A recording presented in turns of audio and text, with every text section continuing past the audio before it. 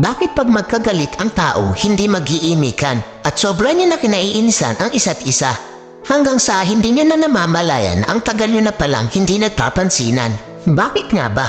Dahil ba sa sama ng loob o malin na gawa o dahil sa mataas na pride? Sa sobrang taas ng pride, nagpapakiramdaman kayo kung sino ang unang hihingi ng tawad. Paano kung pareho kayong ma-pride? E di habang buhay na kayong walang pansinan at mag-iinisan, di ba? Alam niyo ba ang kasabihang, it's better to lose your pride because of your love than to lose your love because of your pride? Hindi naman masama kung itapon mo muna ang pride mo para sa taong mahalaga sa'yo. Kaysa naman itapon mo yung pinagsamahan nyo ng dahil lang sa pride mo. Wala namang masama o mawawala kung ikaw ang unang lalapit o iimik. Ika nga, ang nagmamataas ang siyang ibinababa at ang nagpapakumbaba ang siyang itinataas.